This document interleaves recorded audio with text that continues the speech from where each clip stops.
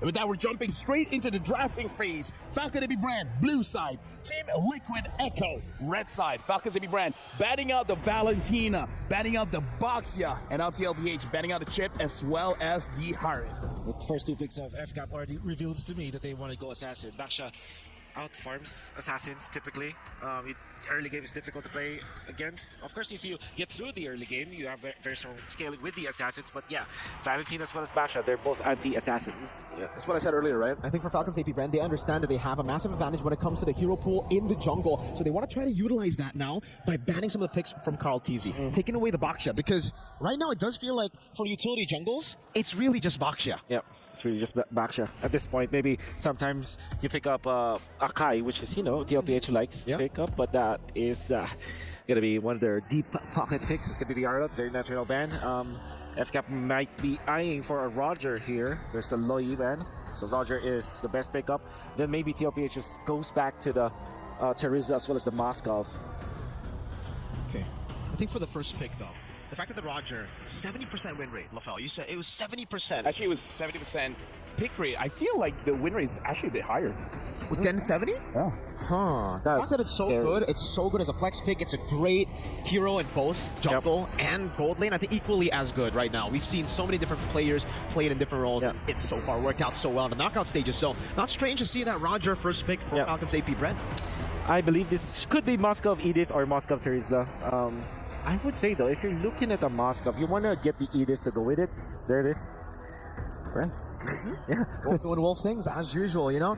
I really like the Moskov pick. I think a lot of people will be kind of like pushed away from the Moskov pick in the first phase after seeing the Roger. But knowing that the Roger is such a good flex pick, you really got to get your hands on the Moskov because for Falcons AP brand, there's nothing stopping them from going Roger and then Moskov later to deny that pick away. But now we get it revealed. Roger's going gold. It's a Ling pick and the Terizla. That's right. The best hero in the XP when it comes to zero resource. You don't need resources on this guy. Exactly. So good answer. Obviously, we have revealed that this Roger is going to the gold lane. You have the Ling. Now for TLPH, typically they answered this with Julian, but now we have seen in the group stages, the pocket pick was the Akai. I believe that if they pick up the Moskov, the typical answer for TLPH to go with it is a utility jungler because you don't want to take away the farm from the Moskov, especially because Moskov is a split push type of hero as well. You, for example, the Lord Dance. Imagine the Lord Dance, you're just going to be using the SOD. Yeah, and right now, honestly, I gotta ask the casters here. What do you guys think of the first three picks for Falcons AB brand as well as TLPH? Honestly, I wasn't expecting it, LaFell. Echo taking a more passive stance for now. In the meantime, hopefully they have something that's going to scale on top of that Moskov as a secondary insurance. I'm surprised that Liquid Echo had to revert to the Akai this early. I'm not so sure if FCAP expected this, if this is what Coach Trevor and Coach Ducky wanted. Yeah, honestly, I was surprised that the Akai has been picked quite early as well. And now we're looking at the bans here. Well, what do you feel about the Angela as well as the Fireman's ban for TLPH? Moskov, Angela Ling is very scary, so you don't want to give that for sure. But it seems like the Faramis is a few special that actually provides them a lot of not really sustain, but a lot of ways to really dive into the backlines. Imagine the Faramis Teresa with the Roger. I think you're always gonna be going into the backlines with that, so that's probably why they banned it. Without the usual, they usually go for a Paquito now for TLPH. But they go far side, so okay, so it's pretty standard. I mean, like, keeping the Edith still a flex, can go to Rome, can go to the EXP. Right. For now, Falcons, AP brand, they're missing their mid. Potentially missing their roamer as well.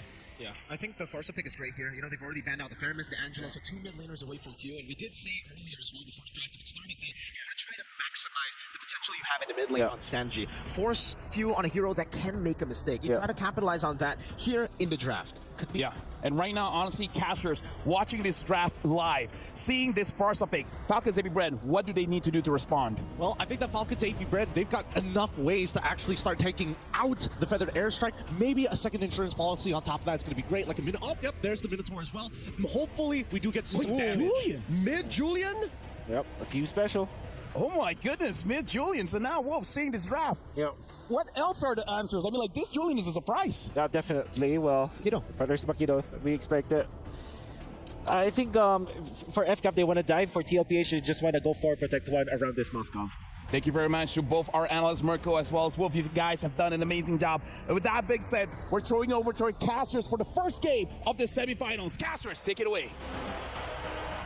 Decisive action is required this game. Similar to LaFell's hair, they must decide whether to stay straight or throw a curl. This is going to be a best of 5 of a lifetime here. Today, it's going to be me getting Yoon as well as Leo at the desk to keep you guys company for this match. At your service, we'll be bringing you the starter to what could be a grand finals caliber matchup. I think everyone in the Amazon Arena is expecting that much. Everyone watching around the world. And talking about decisive action, I like how neither team had to take their time with the draft. I think they all knew what was coming even before the opponent got the pick. They were blitzing through it, right? That's what we want to see here. And similar as we get into the land of Dawn, players are loaded up. It's going to be Falcons AP Brand on the blue side up against Liquid Echo on red. It's been a while since we've seen few on this Julian. A lot of the Julians in MSC from the group stage to the knockouts now have been in the jungle, and they've been good. And now I want to see how a melee ranged mid might work, because look, they sent him home early. Yep, I think, a lot of it comes with a bit of sacrifice. Yes, you have some good CC, you're a big toolbox as a mid laner, but more importantly, in the earlier stages, you're not going to have a lot of control over that mid lane. Yep, and that's trouble for Kyle TZ and Ogwin. Look at that. Kyle TZ struggling to get the farm up, going quickly, going from the purple down to that small camp all the way, while again, Ogwin sent home too. I think they're just taking shifts. Yep. I mean, that's the beauty of it all, right? I mean, if you dies here, then it's going to be a lot of trouble for the rest of the team. I'm expecting Liquid to try and play around that priority, so that's why we see that the side laners from FCAP being very, very aggressive whenever Kyle is nearby. Yep, Kyle here just taking that crab, checking if Benny Cutie is free for the taking. JP watching out for the flank. All right, that's the gold lane situation. I think Marco's doing well. Up top, how about that? Flap versus Sanji. Sanford, rather. Yeah, this is going to be a little interesting, right? Because Sanford, especially when you're Petito into Terizla, generally Terizla can control this lane clear much faster than you in the earlier stages of the game. And then once you start rolling around mid, it's a bit of a toss-up, right? It's all off of that very first turtle, who's walking away with more gold at the end of it. Now it's spawning in just a few seconds. Kyle TZ can make his way there. That is Carl TZ as well, making a beeline, rushing his way with Sanji right next to him. And I think Hugh is trying to get to level 4. Not that he needs it, but I think that just the scaling of his skills will help. Oh, absolutely, right? I mean, he needs to make sure that Flap TZ is also, in control of this lane. More importantly, at least they do deny this. Kyle is attempting Grand Theft Purple. He does get it, trading out for the turtle. Carl TZ secures. Ogwin at less than half health. That's a non-starter. Neither team drawing first blood just yet. I'm thinking whether Carl actually wants to go for the invade, but it looks like they're not going to do it. That's going to be one potential camp that they could fight later down the line. But at the same time, right, both Ogwin and as well as Few making sure that they're sticking together because, again, not a lot of wave clear in the mid lane, allowing TLPH to make that first rotation. And a lot of those rotations are ending up in bottom. Whether you like it or not, there's a brewing fight there. There has been for the past couple of minutes. It's just neither team are looking to engage. JP taking the long bush. I think Ogwin is all the more aware. Neither want to pull the trigger first. Oh, here we go. Kyle TZ inside FCAP's jungle. Kyle goes ahead, pulls the retry, and he's swinging away. They both let go. Oh, here comes Flap TZ, jumping into the penalty zone, tapping the blades up. Kyle TZ, heavy spin, trying to survive. Kyle TZ at a third of his health as well. Kyle TZ barely standing. I don't want my kids draw first blood. It's unfortunate. Sanford, JP, and Sanji were trying to figure out where exactly he's going to exit through the jungle. And that's the meaning of having priority. I mean, great job on Kyle TZ winning out on that retry, allowing him to extend the timer for how long that purple buff is going to stick on him. Liquid Echo have to play a little slower because Kyle, he's a menace. Look at him. JP missing the combo as Kyle TZ just dancing on through, looking to take this little wanderer. Ends up spending retribution. Few very low. Sanji with the feather strike. JP popping the primordial wrath. No one home. Liquid Echo struggling to find any conversions here 4 minutes in. And even for Super Marco, he's honestly doing a really good job trading against Benny QT down in this lane. We'll double check on how much gold has been distributed because we did see a couple of river crabs going over to Benny's side. Now, 7 seconds left, right? When next turtle is going to start spawning, I think Liquid Echo really need to think about how exactly they're going to attack the map. They can't just focus on Kyle, and yes, you want to be able to relieve pressure from Benny QT, but sacrifices need to be made. All right. Luckily, it was Liquid Echo secured the first turtle. So they have that economic advantage, and that's what keeps this gold lead relatively close. Falcons AP ran barely about 600, 800 ahead. Sanford catches a face full of a Fuse combo, and Flap TZ and Ogwin pulling turtle over their side. 1v1 between Few and Sanford, putting Sanford about a third of his health. Oh, wow. Flap TZ acting as the enforcer, keeping Carl TZ at bay. They're going to be rotating around here. Oh, even Feather Airstrike commitment? That's a huge skill spent by Sanji. We know when Fury forces Sanji to flicker back out. Kyle secures the turtle coming in, jumping through the wall. Kyle takes it out on Ogwin. That's one down for Falcons AP Bren. Now Sanford looking to knock out the Filipino cannon. In comes JP, the flicker out from Flap. Few still dueling with JP. In comes the kill. That's 2 down. 4 Falcons AP Bren. JP still up. Kyle takes him out. Few takes out Sanford. Huge trades, delayed wins for the Falcons. But Liquid Echo left reeling. Oh boy, what a trade. What an extended fight this is. And it's not over yet. Tappers the blade. Oh. They know his flicker was spammed. They calculated every moment. These battle spells are such a big indicator of who they want to punish, right? You overextend, you want to keep up with them. You want to make sure that they're always creeping on their leads. Let's look at this replay one more time, right? Because after the Minoan Fury, this is starting to look like an awkward situation. Sanford's realizing, hold on, we got to wait for a few to start throwing out those abilities. Once this Julian doesn't have anything left, that's when we go in. Falcons literally made the most of the few bodies they had. If I'm not mistaken, Liquid Echo, for the most part of that short, maybe 30-40 second engagement, had the numbers advantage.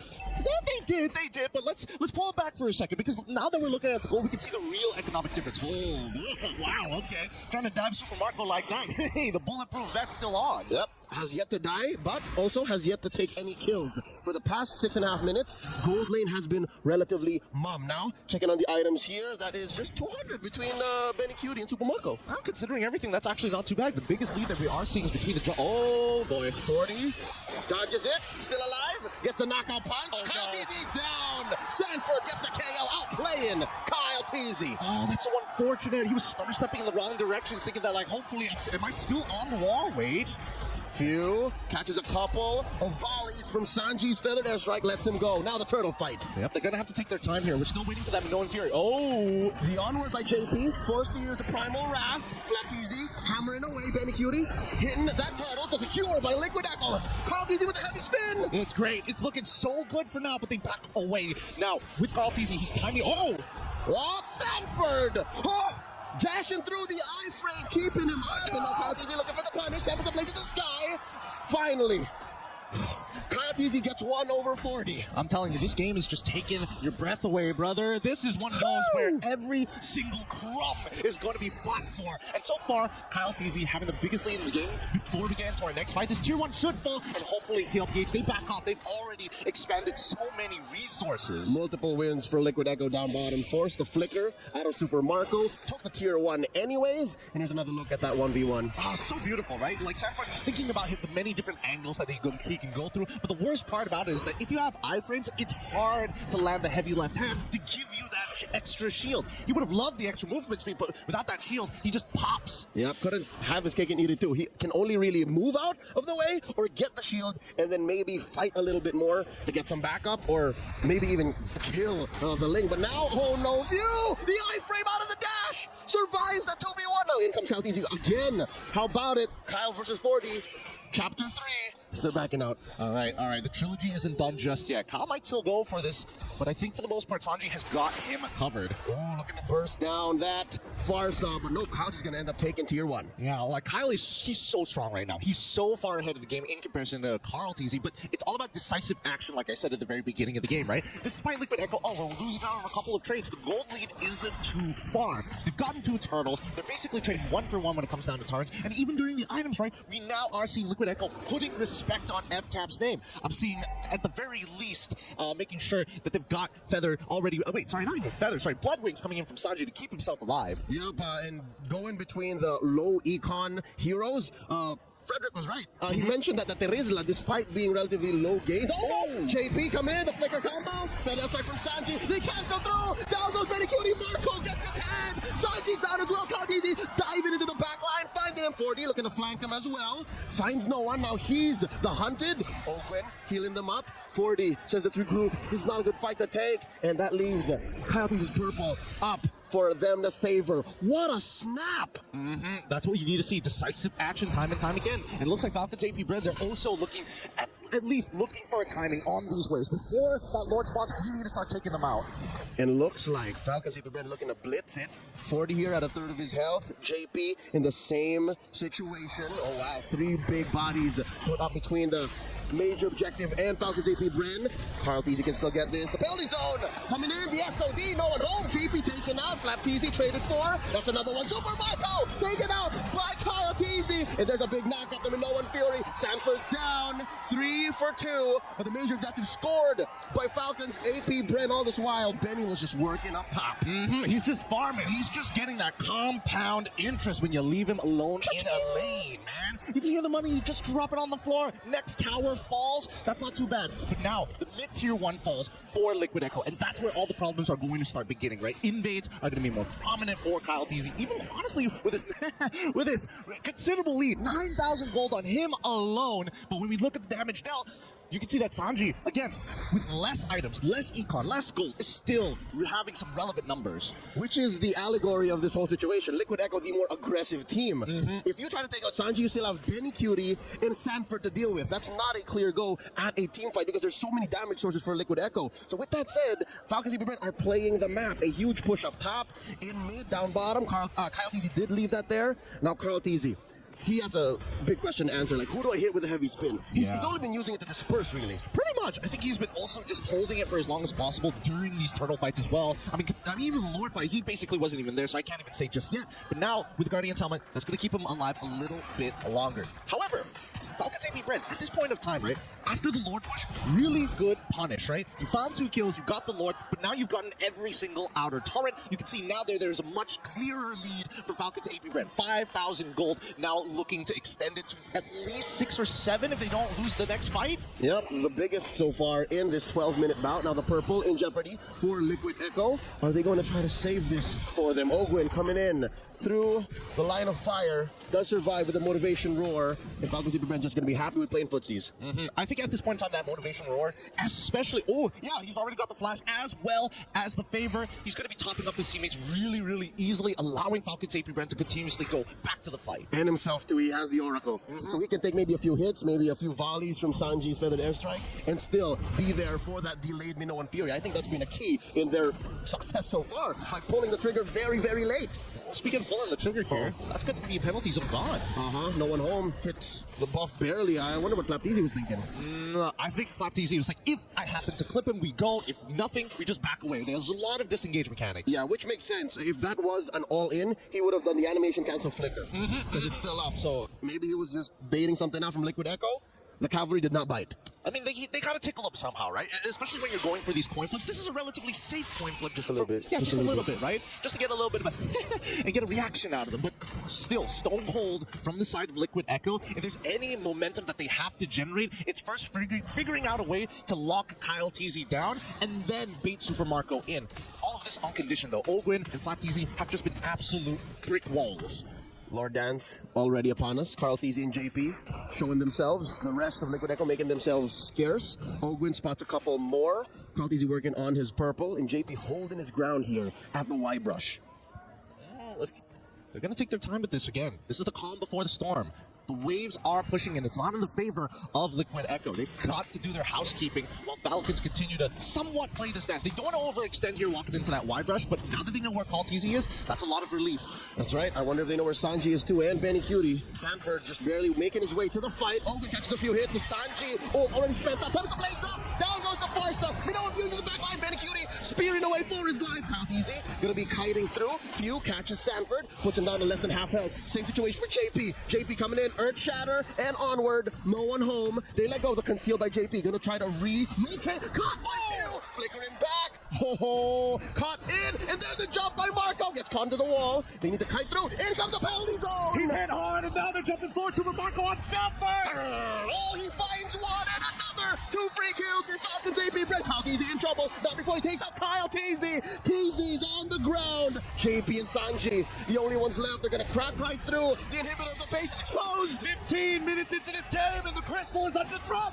Sanji gonna throw them out. Can he? There's a wave. The Minoan Fury spent in. They gotta respect the firepower. There's no wave in mid. I mean, 13 seconds on Benny Cutie and Sanford. Can he hold?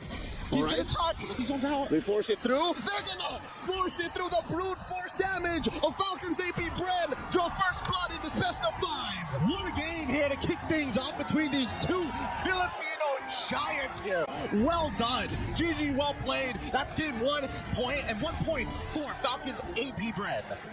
This is Falcons AP Bren's first victory over Liquid Echo in months. They couldn't do it in Manila, but here they did it in Riyadh. I mean, it's got to feel good for now. And this is just the start. This is just the start, but it goes to show a lot of their movements from TLPH are kind of telegraphed. And Falcons AP Bren, they're taking the metagame one step up. They're getting in their heads. I'm glad that the Cavalry and